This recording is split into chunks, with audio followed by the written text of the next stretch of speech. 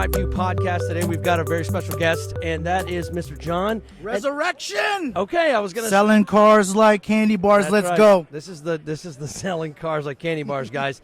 You guys are doing something that, in a lot of ways, is kind of old school. I come from a branding background before I got into 100%. technology, and I always loved that because it was a wonderful way to build relationships with the dealer and stay close to like kind of the heart of it. But you said something, and I wanted to kind of talk about that. You know, everybody out there that's in the dealer community, they know that they should be doing video. You know, you see all these stats, blah blah blah. But it's the way that they do it. You know, Correct. We can't do video like we used to for television for these new channels. Correct. Okay, so what's some things that we can talk to the audience about, specifically about what you guys have found working with a lot of dealerships? Where do you start as far as framing up the conversation of like how are you going to do things differently that's not slapping the hood, that's not come on down, we got these great cars and all that? Like, tell me more about that.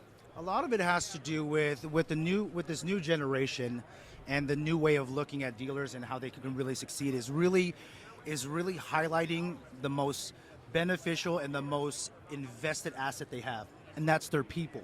Yes. Highlighting their people. Okay. Because you can hire an actress or an actor, you can hire the local celebrity, but they'll never be there that day that customer comes in and is looking for John. That's right. Right? So we highlight those people. We have those people be the face of the dealership. You know, it's like basically brand within the brand, right? The brand is the dealership, right? Mm-hmm. That's the dealership. They're always going to do what they need to do to be compliant with OEMs or whatever franchise or independents, right? Okay. But the salespeople, if you really look at it, who's following a dealership's Instagram or Facebook? No, nobody. Right.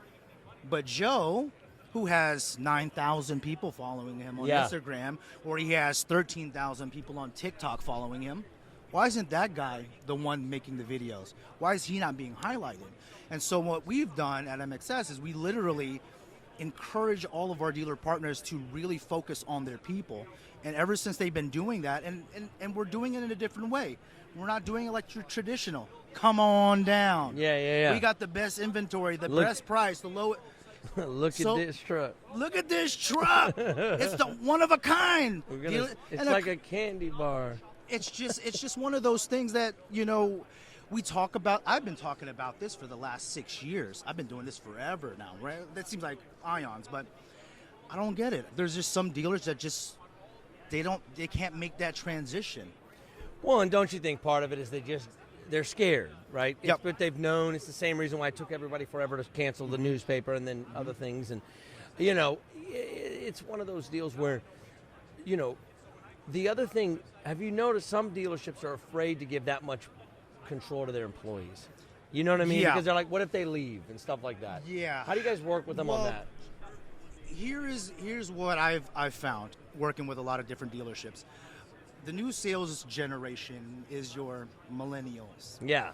The old the little millennials that every dealer's like, oh, these kids don't want to work. Yeah.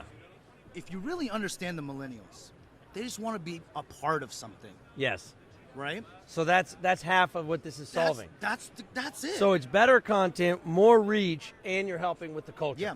And realistically, to the dealers that are out there, it costs you nothing to just encourage them to do it and let them be the star. It costs you. Now, if you want to invest in them, you want to put ad dollars and stuff like that because it's so good and you want to really help them, then go for it. Yeah. But organically, they can do it on their own. They've done it. A lot of what y'all's focus has been is organic. Yep. You know, there's a lot. It's tempting to put just throw money at stuff. Sure. You know, paid media. Yep. It's there. We can drill down all that good stuff. Yeah. But a lot of times people leave low-hanging fruit of organic. 1,000,000%. I mean, a lot of dealers. I think they've kind of gotten frustrated because they feel like SEO is like meta tags and what words you put on your website. And SEO, that's not what it is. No. Right? It's great content. Absolutely. That drives organic traffic. It does. It's not what we used to think of it as. Yeah, right? it's not the sexiest thing. When you talk about organic, you're talking about SEO. That's not the sexiest thing in our industry. It's not as hard-hitting as what? Right. Yeah. And it's like, listen, I'm not going to close a big month on SEO. No, because realistically, that's a long-term game, right? And then when you're looking at a long-term game, people get turned off really quick. They want that instant gratification. That's fine. I get it. That's why you put ad dollars when you make really great content or assets or videos and stuff. Do it. But for the other stuff, for the dealers and the ones that are trying to save the buck that doesn't have a big budget, what happens to those dealers? Do it this way and just have your team be a part of that. I like that growth. So that's one of the nice things about what you guys are doing is that you can work with small dealerships. 1,000,000%. Because it is difficult. I mean, look, if you got a small dealership and they don't have the ad budget, a lot of times kind of like, what do you do? Because they're not going to compete, and so they're going to, if they try to, they're going to end up wasting their money. 1,000,000%. And it's sad because a lot of dealerships do that. Yeah. Yeah. And that's the biggest thing is that we've got to find solutions that are practical and that do, in today's world, what I love about what you're doing is that you're bringing together the real value and equity around people. And I think the fact that it's 2 birds, 3 birds, 1 stone, where you're getting that organic traffic, and the trade-off is they're happy to do it. The employees, because it's their livelihood too. Absolutely. I mean, it's just what they always say. The more work you put in, the better the results, right? If you put no work into it, you'll never see the results. And that's usually been the stigma with social media. It never works because everyone's always had that 1 foot in, 1 foot out. That's right. Let me tip it. Let me test the waters, right? You can't test the waters with this. No.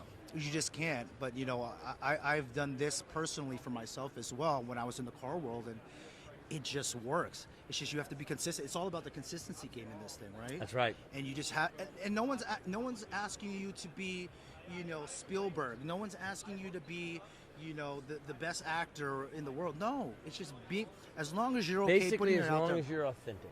That's it. Yeah, it's a huge thing for me. 90%.